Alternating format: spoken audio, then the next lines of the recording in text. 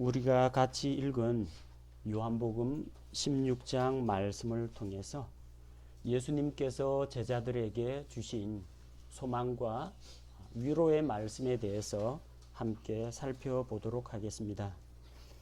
예수님께서는 장차 일어날 일들에 대해서 제자들에게 미리 경고를 주셨습니다. 1절 말씀을 보니까 예수님께서 이 일들을 제자들에게 말한 것은 제자들이 실족하지 않게 하려고 이미 일러주셨다라고 합니다. 여기 나오는 너희가 라는 말은 이 마지막 만찬에 주님과 함께 참석했던 예수님의 사도들을 이야기합니다. 앞으로 제자들이 환난과 핍박을 받을 터인데 그때를 당하여서 실족하지 않도록 그들에게 미리 알려주신다는 것입니다. 장차 그들은 회당에서 쫓겨나게 되며 또 사람들마다 예수 그리스도를 믿는 자를 죽이는 것이 하나님을 섬기는 것이라고 생각하는 그런 때가 온다는 겁니다. 실제로 그런 일이 일어났었죠. 사울이라고 하는 청년이 하나님의 율법을 지키면서 그리스도인들이 믿는 것을 이단 교리라고 생각했습니다. 그래서 사도행전 26장 9절에 보면 자기가 주님을 만나기 전에 주님을 알지 못할 때에는 이렇게 그리스도인들을 핍박하고 교회를 핍박하는 것이 하나님을 섬기고 바른 진리를 수호하는 것이라고 믿었다는 것입니다.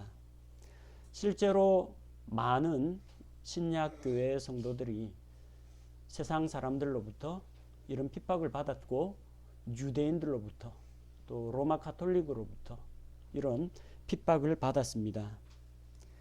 자, 왜 그들이 이런 일을 행하게 되었습니까?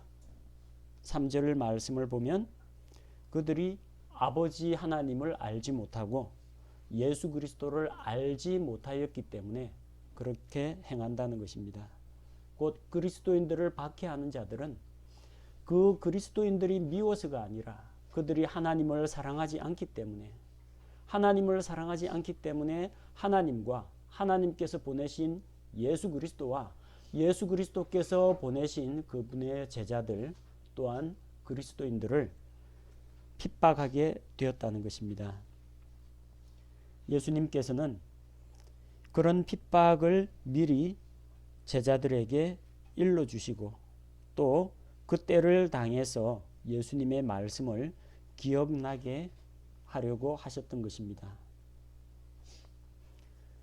처음부터 그 내용을 알려주지 않으신 것은 예수님께서 항상 그들과 함께 다니셨기 때문에 그들에게 위로자가 되어주셨기 때문에 이야기를 하지 않으셨는데 이제 예수님께서 십자가에서 죽으시고 부활하시고 승천하시게 되고 마치 그들이 부모 없는 아이와 같이 혼자 있게 될 때, 홀로 있게 될 때 그때를 대비해서 예수님께서 미리 알려주십니다. 또한 그분께서 떠나가신 이후에도 또 다른 위로자가 되시는 성령님께서 그들에게 찾아오실 것이다.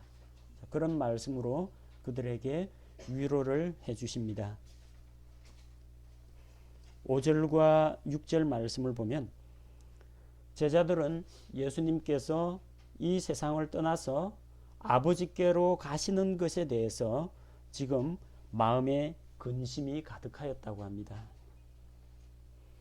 3년 반 동안이나 예수님을 따라다녔는데 이제 막상 예수님께서 그분의 사역을 완성하시고 아버지 하나님께로 간다 그렇게 생각하니까 마음속에 여러 가지 걱정들이 찾아오는 것입니다.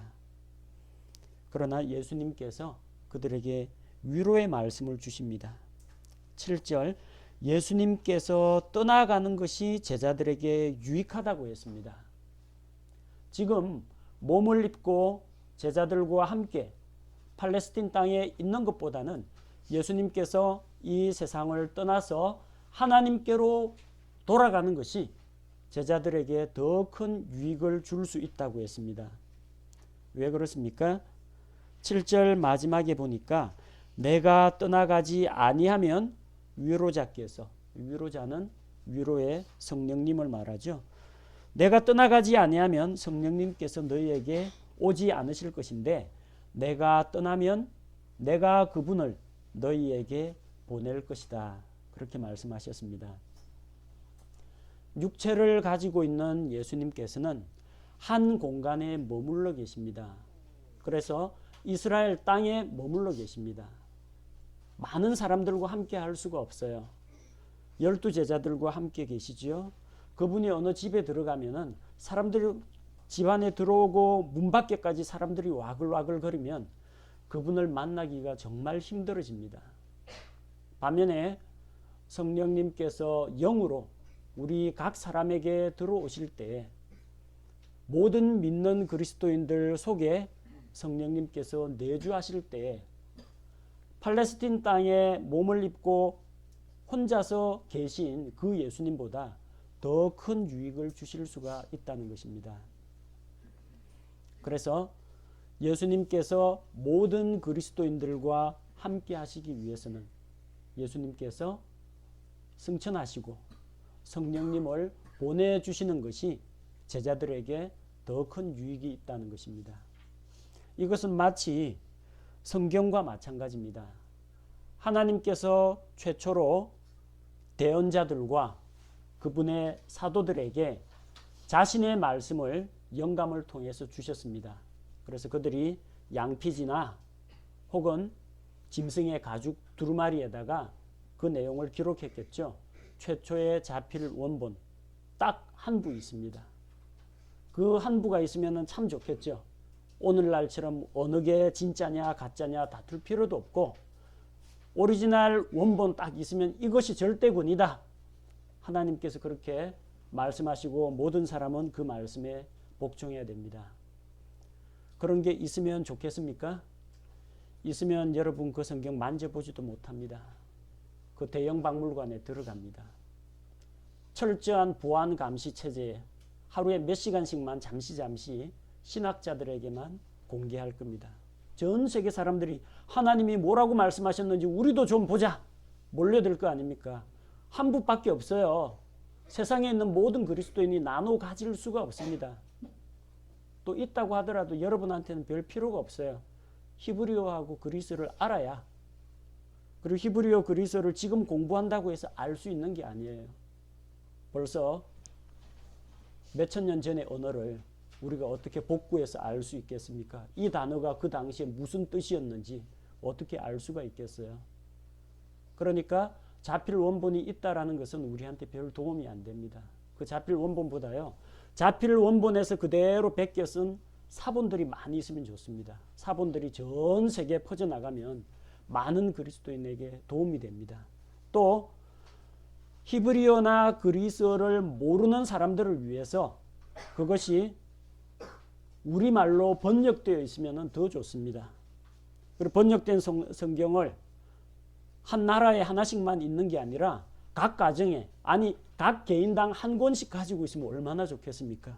수시로 하나님이 뭐라고 말씀하셨는지 찾아보고 언제든지 펼쳐보고 읽고 묵상하고 공부할 수 있으니까 이게 더 큰 유익이라는 거예요. 하나님의 오리지널 메시지, 하나님의 살아있는 메시지. 그래서 요한복음에서는 그분을 하나님의 말씀이라고 부릅니다. 요한일서 1장에서도 그분을 하나님의 말씀이라고 부릅니다. 그분이 하나님의 살아있는 메시지이기 때문에. 근데 그 살아있는 메시지가 팔레스틴 땅 한정된 지역에 한 분밖에 없다. 그러면은 전 그리스도인에게 혜택을 주지 못합니다. 성령님께서 각각의 그리스도인들 속에 내주하실 때에 그 성령님께서 우리에게 훨씬 더 많은 유익과 혜택을 주실 수가 있다는 것입니다. 자, 이 성령님께서 오시면 어떤 사역을 하십니까? 8절에 보니까 그분께서 오셔서 죄에 대하여, 의에 대하여, 심판에 대하여 세상을 꾸짖으신다고 했습니다.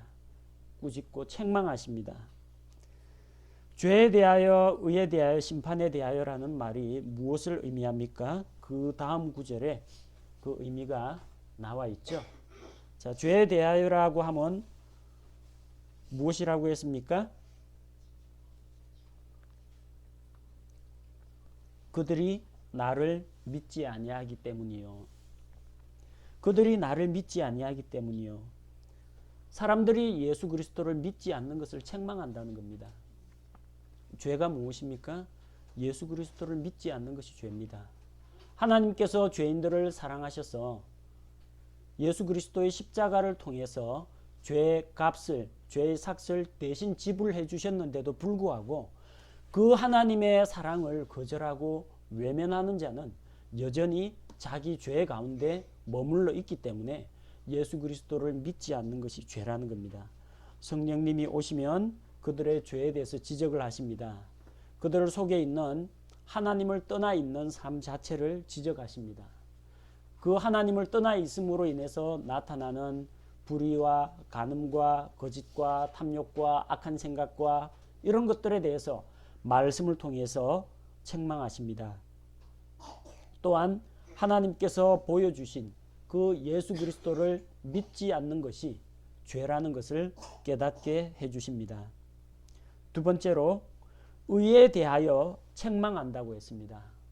세상 사람들의 의에 대해서 책망합니다. 이 세상 사람들에게는 의가 없습니다.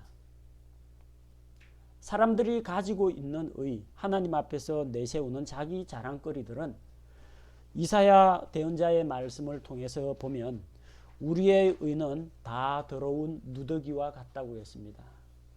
하나님 앞에서 걸레 조각보다도 못한 그 더러운 의를 가지고 하나님 저는 이렇게 살았습니다. 착한 일 몇 가지 했습니다. 사람들 앞에서 혹시 자랑할지 모르지만 하나님 앞에서 전혀 인정받지 못한다는 겁니다. 또한 이 의라는 것, 사람들이 가지고 있는 의는 율법에서 난 의입니다. 나는 하나님의 말씀을 이렇게 지켰습니다. 나는 십계명을 따라서 삽니다. 나는 다른 사람보다는 거룩하고 낫습니다. 이런 것들이 다 율법에서 난 의입니다. 그러나 율법은 뭐라고 말합니까?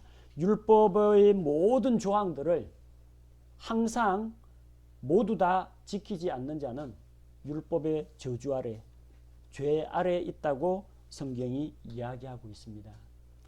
자기 의로 하나님께 나아갈 수 없습니다. 율법의 의로 하나님께 나아갈 수 없습니다. 그런 자기 의를 자랑하는 그 사람들에 대해서 성령께서 책망하십니다. 그럼 어떤 의를 보여주십니까? 예수 그리스도의 의를 보여주십니다. 사람은 자기 스스로를 의롭게 만들 수 없지만 예수님께서 사셨던 그분의 순결한 삶이 하나님의 공의를 만족시켰습니다. 예수 그리스도께서 죄 없으신 분으로 십자가에 달려 돌아가심으로 말미암아 그분의 피 흘려 죽으심으로 말미암아 하나님의 공의 앞에 우리 죄의 삭을 지불하셨습니다. 그래서 하나님께서는 예수 그리스도께서 십자가에서 흘리신 그 피를 보고 만족하십니다. 예수님을 통해서 주시는 그 의를 사람들에게 드러내십니다. 셋째는 심판에 대하여 책망하신다고 했는데 그것은 11절 이 세상의 통치자가 심판을 받았기 때문이라고 합니다. 이 세상의 통치자가 누굽니까? 마귀를 말합니다. 마귀가 이미 심판을 받았다는 것을 말합니다. 성경은 여러 차례 마귀에 대한 하나님의 심판을 이야기합니다. 하늘에서 루시퍼 마귀가 반역을 했을 때 그는 하나님께 심판을 받아서 땅으로 떨어졌습니다. 하늘에서 쫓겨났습니다. 그것이 그가 받은 심판입니다. 에덴 동산에 마귀가 나타나서 사람들을 유혹하고 사람으로 하여금 죄를 범하게 했을 때 하나님께서 아담과 이브에 대해서 심판하시기 전에 먼저 뱀에 대해서 심판을 하셨습니다. 장차 여자의 씨로 오실 예수 그리스도께서 뱀의 머리를 상하게 할 것을 미리 말씀하셨습니다. 곧 에덴 동산에서 마귀는 심판을 받았습니다. 예수 그리스도께서 십자가에 달려 돌아가실 때 이미 마귀가 심판을 받았습니다. 또한 장차 마지막으로 그가 하나님께 심판을 받을 때가 옵니다. 영원한 불호수에 마귀가 들어가게 될 것입니다. 또한 마귀를 추종하는 무리들도, 마귀의 천사들과 마귀를 따라간 죄인들도 함께 불호수 속에 던져질 것입니다. 성령께서 오시면 이 세상의 통치자 마귀가 심판을 받았고, 그리고 그 마귀를 따라가면은 멸망할 수밖에 없다는 것을 사람들에게 깨우쳐 주실 것입니다. 죄에 대해서, 의에 대해서, 심판에 대해서 성령께서 책망하십니다. 이것이 성령님께서 하시는 사역입니다. 또한 13절에 성령님은 책망하실 뿐만 아니라 사람들을 진리로 가르치고 인도하시는 역할을 합니다. 그러나 그분 곧 진리의 영께서 오시면 너희를 모든 진리 가운데로 인도하시리니. 자, 사람들을 진리 가운데로 인도하신다고 했습니다. 문맥상 1차적으로 이 말씀에 대한 수신자는 지금 현장에서 그 말씀을 듣고 있는 예수님의 제자들입니다. 그러나 오늘날 성령님을 통해서 하나님의 말씀을 깨닫고 말씀에 대해서 조명을 받는 하나님의 백성들에게도 하시는 말씀입니다. 우리를 진리 가운데로 인도해 주십니다. 그분은 스스로 말씀하지 아니하시고 무엇이든지 자기가 들을 것만을 말씀하시며 앞으로 일어날 일들을 제자들에게 보여주신다고 했습니다. 성령께서는 말씀을 통해서 앞으로 일어날 일을 보여주십니다. 예수 그리스도께서 다시 오실 것과 우리가 부활하고 휴거될 것과 이 땅에 일어날 환란에 대해서 7년 환란 끝나고 예수 그리스도께서 지상 강림하시고 천년왕국을 세우실 것에 대해서 천년왕국이 끝난 이후에 크고 흰 왕좌 심판이 있을 것에 대해서 미래에 있을 일들을 보여주십니다. 그 이후에 새하늘과 새 땅이 새롭게 창조되고 또한 하나님께서 믿는 자들과 함께 영원토록 영광 가운데 계시는 것에 대해서 미래를 보여주십니다. 성령님이 미래를 보여주시는 것은 말씀을 통해서 하나님이 어떤 분이시며 그분의 계획이 무엇인지를 보여주시는 것입니다. 하나님께서 개인의 미래에 대해서 보여주지 않습니다. 수능시험 문제가 뭐가 나올지 알려주시지도 않고요. 동쪽으로 가면은 불길하고 서쪽에서 귀인이 찾아오고 이런 걸 알려주지 않습니다. 내가 장래에 누구하고 결혼해야 될지 어떤 직장에서 일해야 할지 이런 걸 보여주지 않습니다. 하나님께서는 말씀을 통해서 진리를 보여주십니다. 성령님께서 사역하는 방식이 14절에 나와 있습니다. 그분께서 나를 영화롭게 하시리니 이는 그분께서 내게서 받아 그것을 너희에게 보이실 것이기 때문이라.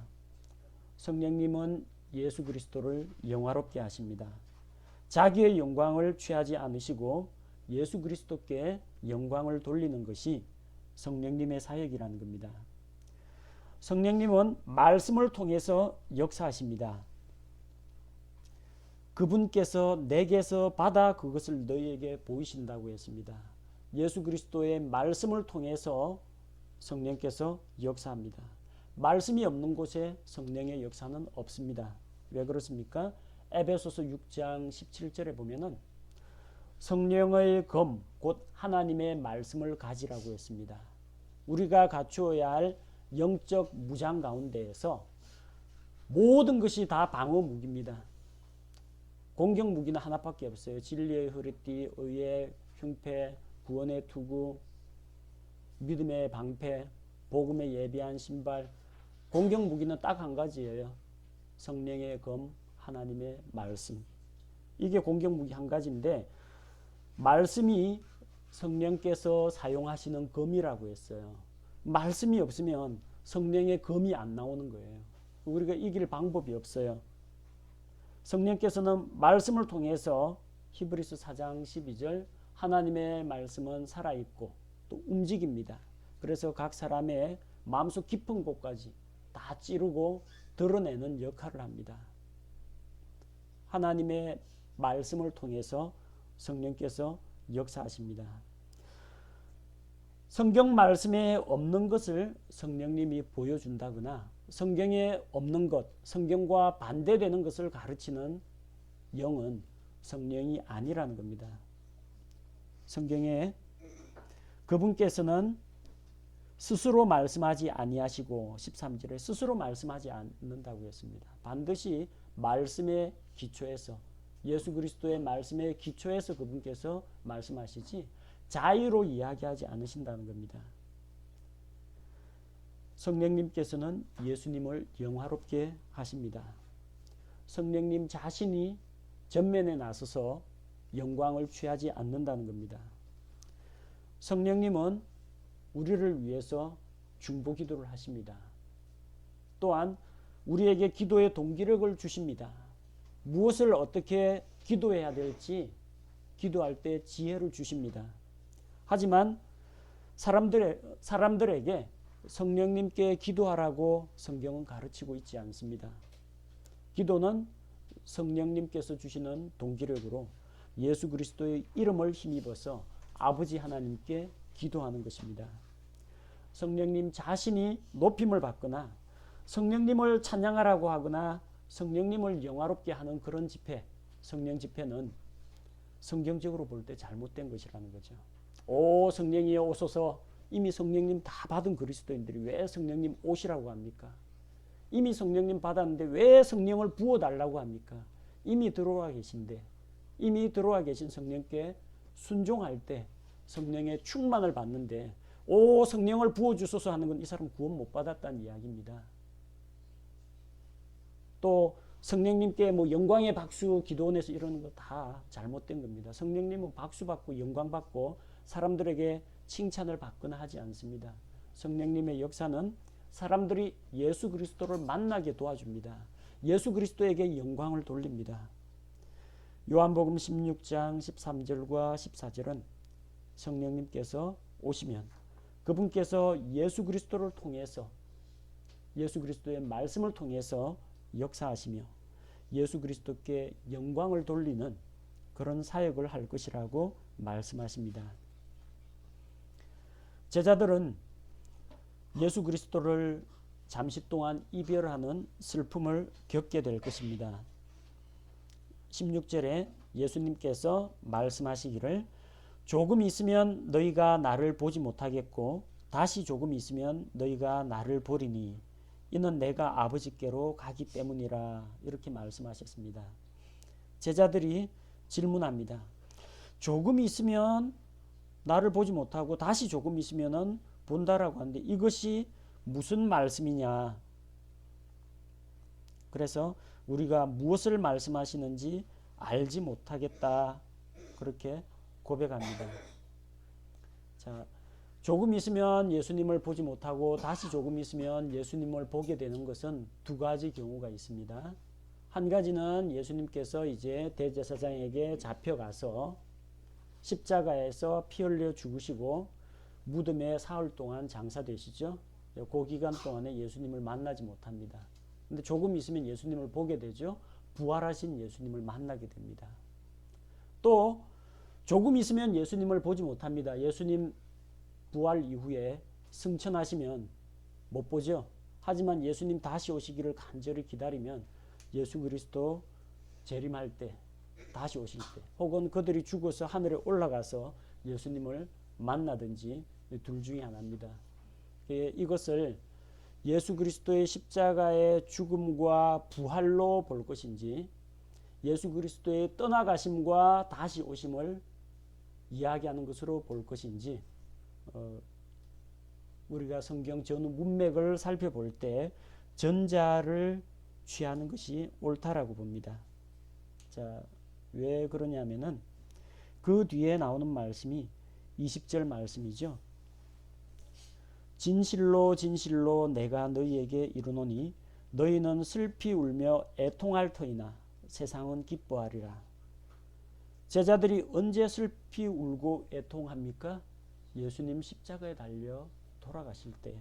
하지만 세상 사람들은, 세상에 속한 자들은, 마귀에게 속한 자들은 좋아하죠.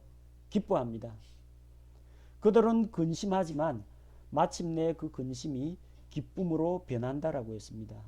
예수 그리스도 부활의 주님을 만났을 때 그들이 얼마나 기뻐했습니까? 큰 기쁨 가운데에서 하나님을 찬미했다고 했습니다. 근데 예수님께서 올리브산에서 승천하실 때 제자들이 슬피 울며 애곡하고 세상이 예수님 승천하신다 하면서 기뻐하고 좋아한 적이 있습니까? 그러진 않죠. 그러니까 그 문맥을 보면은 두 가지 중에서 이것은 잠시 동안 예수 그리스도의 십자가의 고난과 죽음 그 앞에서 제자들이 슬퍼하고 애곡하지만 영광스러운 몸으로 부활하신 주님을 다시 만날 것으로 인해서 기뻐한다. 그것으로 해석하는 것이 옳다고 봅니다. 자, 그리고 이어지는 약속 23절에서 기도 응답에 대한 약속을 주십니다. 그날에는 너희가 아무것도 내게 구하지 아니하리라. 진실로 진실로 내가 너희에게 이르노니 너희가 무엇이든지 내 이름으로 아버지께 구하면 그분께서 그것을 너희에게 주시리라. 그날에는 너희가 아무것도 내게 구하지 않는다라고 한 것은 지금은 예수님께 제자들이 구하고 있습니다. 주님, 우리에게 빵이 모자랍니다. 주님, 물에 빠져가는데 저 좀 건져 주십시오. 주님, 폭풍우 때문에 지금 이 배가 침몰할 것 같습니다. 제발 일어나십시오. 우리를 구원해 주십시오. 다윗의 자손 예수님이여 나를 불쌍히 여겨 주소서. 사람들이 예수님이 몸을 입고 땅에 계실 때에는 예수님께 직접 기도를 했습니다. 그런데 23절 그날에는 너희가 아무것도 내게 구하지 아니하리라. 예수님께 직접 구하지 않는다는 겁니다. 누구에게 구해요? 23절 같은 절 안에 내 이름으로 아버지께 구한다고 했습니다. 곧 예수 그리스도에게 직접 구하지 않고 아버지께 예수님 이름으로 구하는 때가 온다라는 겁니다. 언제부터 그런 기도를 드릴 수 있게 됩니까? 예수님께서 하나님 보좌 우편에서 우리의 중보자가 되실 때, 그때 예수님의 이름으로 아버지 하나님께 나아가게 됩니다. 따라서 23절 그날에는 이 말씀은 문맥상 예수 그리스도의 십자가 부활 승천 이후를 말한다고 보시면 됩니다. 계속해서 부활 승천 이후를 말하고 있어요. 승천하셔야만 성령님께서 오시고요. 승천하셔야만 예수님 이름으로 아버지 하나님께 구할 수가 있습니다. 그래서 이 그날은 재림의 문맥이 아니고 예수님의 부활 승천을 이야기합니다. 자, 진실로 진실로 내가 너희에게 이르노니 너희가 무엇이든지 아버지께 구하면, 무엇이든지 아버지께 구하면 들어준다가 아닙니다. 그 다음 표현이 있죠. 내 이름으로, 무엇이든지가 아니고요. 무엇이든지 내 이름으로 예수 그리스도의 이름에 합당한 것을 구해야 합니다. 예수 그리스도의 뜻에 맞는 것을 구해야 합니다. 그분의 이름으로 구할지라도 조금도 부끄러움이 없는 떳떳한 것을 구해야 한다는 겁니다. 예수님 이름으로가 만병통치약이 아닙니다. 예수님 이름으로 무엇이든지 무슨 소원이든지 다 들어준다라고 하면은 그 참 대재앙입니다. 어떤 사람들 가운데에서 자기의 욕심을 위해서 또 사악한 일을 위해서 누군가가 무엇이든지 구해도 된다 하고 무엇이든지 구하면은 어떤 일이 일어나겠습니까? 그거 다 들어주면은 큰일 납니다. 어린아이가 아빠 나 면도칼 잠깐만 빌려줘야 하다가 줬다가 손 베이면 큰일 나죠. 그런 위험한 것은 안 주시는 것이 옳습니다. 아빠 저 과자 사 먹게 10만 원짜리 수표 한 장만, 돈이 있어도 아직은 그럴 때가 아니기 때문에 안 주는 것이 옳습니다. 아무거나 다 주면 안 돼요. 무엇이든지 구하는 대로 주는 도깨비 방망이가 되어버리면 큰 문제가 발생합니다. 그래서 예수님께서는 무엇이라고 단서를 붙여놓았느냐? 무엇이든지 내 이름으로 아버지께 구하면, 예수님 이름으로 구하는 것이 필요하다는 것입니다. 24절, 지금까지는 너희가 내 이름으로 아무것도 구하지 아니하였으나, 그들은 지금까지는 예수님이 땅에 계실 때는 예수님 이름으로 아버지께 구한 것이 아니라 예수님께 직접 구했습니다. 그러나 이제는 예수님께서 십자가에 달려 죽으시고 부활 승천하신 이후에는 그 예수님의 공로를 힘입어서 아버지 하나님께 나아가서 아버지께 기도하는 때가 온다는 것입니다. 그렇게 구할 때에 우리가 받게 되고, 받을 뿐만 아니라 우리의 기쁨이 충만하게 될 것이라고 말씀하셨습니다. 또한 예수님께서는 제자들에게 또 다른 위로와 소망의 말씀을 주십니다. 예수님께서 승리하신 사실과 예수님의 평안을 우리에게 주신다는 약속을 주셨습니다. 자, 우리 26절에도 너희가 내 이름으로 구할 것이고, 또 그렇게 구할 때 아버지께서 주실 것을 다시 한번 재차 강조하십니다. 그래서 예수님께서 아버지로부터 나와서 이 세상에 오셨다가 다시 아버지께로 돌아갈 것을 말씀하십니다. 제자들은 예수님의 떠나감에 대해서 근심합니다. 그것이 마치 무엇과 같으냐면은 21절에 나오는 여자의 산고와 같습니다. 이 산고를 겪으면 그 아이 낳을 때가 이르르면 이제 근심하게 되죠. 그리고 엄청난 고통에 몸부림을 칩니다. 그러다가 아이를 낳게 되면 곧바로 세상에 사람이 난 기쁨으로 인해서 다시는 그 고통을 기억하지 않는다고 했습니다. 무슨 말인지 형제님들은 잘 실감이 안 나실 겁니다. 아이 낳아 보신 자매님만 이거 실감이 날 겁니다. 옆에서 아마 지켜보신 분도 이해할 겁니다. 아이 낳기 전에는 정말 잘못될까 봐 그냥 어떻게 해야 되나 당황스럽기도 하고 막 고민을 하고 고통 가운데 있습니다. 그런데 딱 한순간에 쑥 뭐가 밀려나가는 듯한 그런 느낌과 함께 아이가 나오면서 아이 울음소리 탁 들으면은 얼굴이 그렇게 평온할 수가 없어요. 온 얼굴에 힘을 줘가지고 얼굴에 반점 10꽃이 다 폈는데도 흐뭇해하고 자랑스럽게 생각합니다. 예수 그리스도께서 잠시 제자들과 이별하는 것, 그것으로 인해서 제자들은 걱정하지 않을 수가 없습니다. 예수님 떠나가신다고 하니까, 잠시 동안 이별하고 잠시 동안 보지 못하게 된다고 하니까. 그러나 예수님 부활하게 되면 사람들을 구원하는 십자가의 구속사역을 완성하시고 부활을 하게 되시면, 승리하게 되시면, 죄와 사망의 권세를 깨뜨리고 이기게 되면은 그때는 그런 슬픔이 변하여서 기쁨으로 바뀌게 될 것이라고 예수님께서 말씀하십니다. 예수님은 부활하신 이후에 계속 계시는 것이 아니라 하늘로 올리워 가셔야 됩니다. 올리워 가셔서 예수님께서 하늘에 가시면 하시는 일이 있어요. 뭘 하세요? 성령님을 보내주십니다. 또한 예수님께서 우리의 중보자가 되십니다. 히브리서 4장 15절에 보면은 우리의 연약함에 대해서 불쌍히 여기시는 대제사장 예수 그리스도가 계십니다. 그분이 대제사장으로 우리에게 계시다는 겁니다. 그래서 우리를 위해서 중보하는 역할을 맡고 계십니다. 요한일서 2장 1절 2절 말씀에 보면은 만약 믿는 그리스도인이 죄를 지으면 하나님 앞에서 우리의 변호자가 있다고 했습니다. 변호사가 있습니다. 하나님의 공의와 율법은 죄를 지은 사람을 정죄합니다. 죄에 대해서 지적하고 그 죄에 대한 대가가 사망이라는 것을 선포합니다.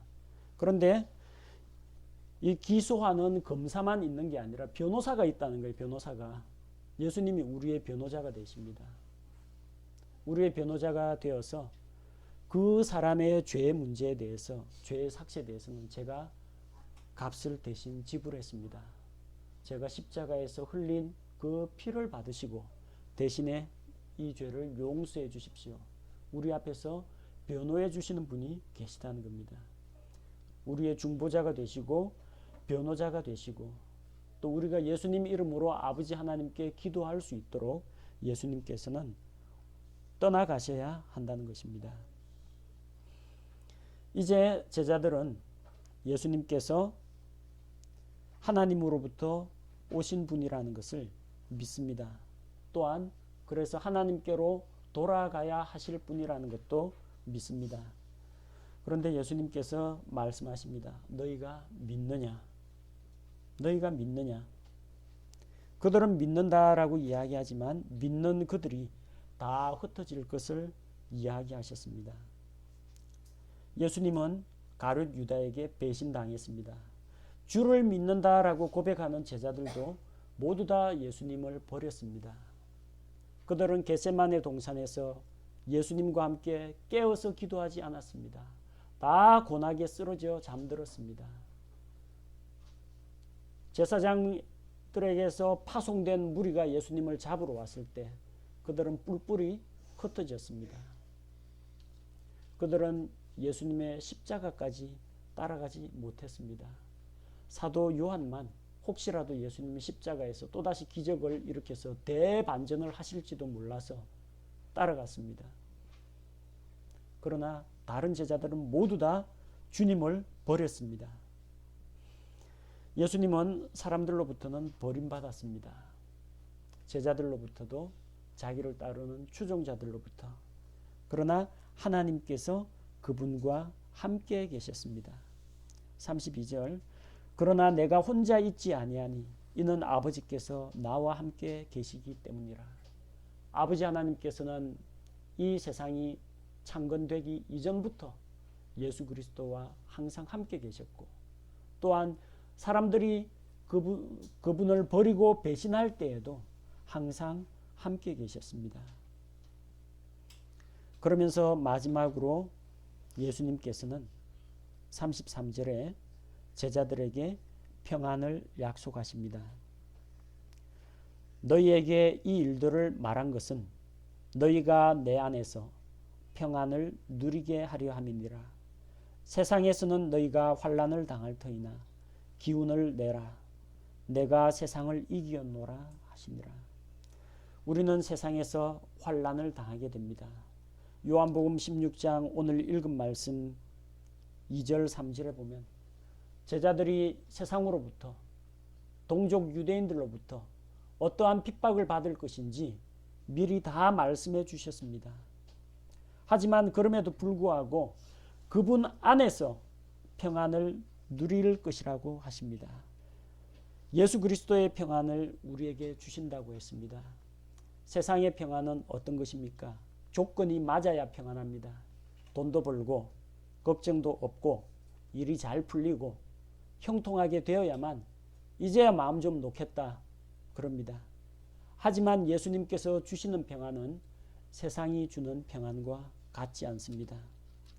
세상이 주는 평안과 같지 않고 예수님으로부터 오는 그분의 평안을 예수님께서 주신다고 약속하셨습니다. 그래서 우리는 그분 안에서 예수 그리스도로 말미암아 평안을 누려야 합니다. 예수님께서 세상을 이겼습니다. 그래서 환난을 당할지라도 어려움을 겪을지라도 우리는 이미 승리하신 예수 그리스도 바로 그 예수 그리스도의 몸을 이루고 있는 지체이기 때문에 우리 역시 예수님 안에서 승리했다라는 사실을 기억해야 합니다. 우리는 예수 그리스도로 말미암아 육신을 이깁니다. 갈라디아서 5장 24절 말씀과 같이 우리의 과거의 육신과 육신의 정욕에 속한 것은 예수 그리스도와 함께 십자가에 못 박아 버린 자들입니다. 우리는 세상을 이깁니다. 하나님께로서 난 것은 세상을 이긴다고 했습니다. 예수 그리스도께서 하나님의 아들이심을 믿는 자마다 세상을 이긴다고 했습니다. 또한 요한계시록 12장 11절 말씀에는 여러 형제들이 어린 양의 피와 자기들의 증거하는 말을 인하여 마귀를 이겼다고 했습니다.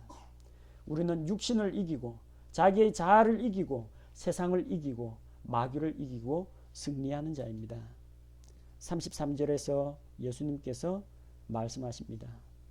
내가 세상을 이기었노라. 이기는 자가 누구입니까? 요한계시록 3장 5절에 나오는 이기는 자. 예수 그리스도가 이기는 자입니다. 이기다라는 말 overcome이라고 하거든요.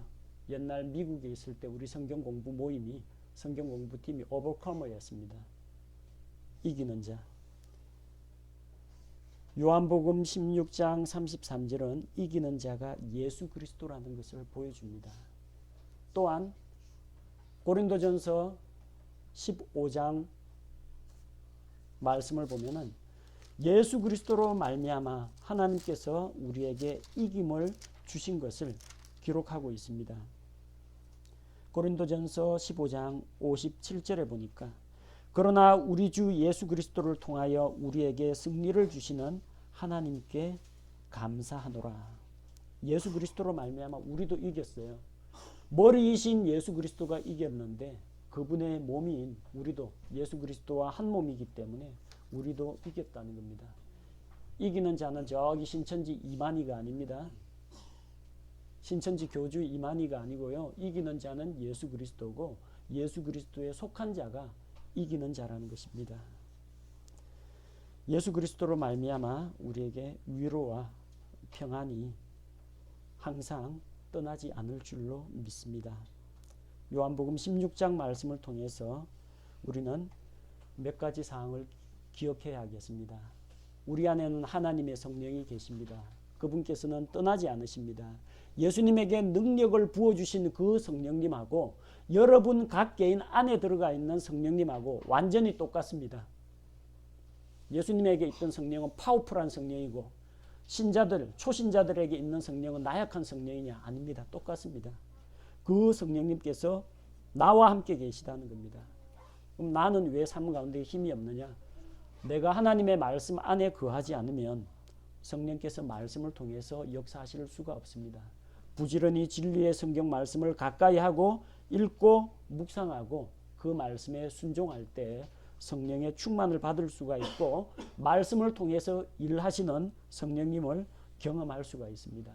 뭐 성령 체험이라는 게 어디 가서 막 뜨거운 거 뭐 받고 하고 몸이 막 뜨겁고 눈물이 흐르고 이게 성령 체험이 아니고요. 내 안에 들어와 계신 성령께서 말씀을 통해서 나를 깨우치시고 나를 변화시키시고 나에게 하나님의 말씀을 들려주시고 그 말씀을 통해서 내 삶과 인격이 변하는 것이 성령 체험이라는 것입니다. 그리고 이 성령님을 통해서 우리는 기도의 동기력을 얻고 예수 그리스도의 이름으로 아버지 하나님께 나아가서 삼위일체 하나님으로 더불어 교제하는 기쁨을 누려야 합니다. 예수님이 약속하신 승리의 약속, 위로와 평안의 약속, 그 모든 것이 우리 것이 될 줄로 믿습니다.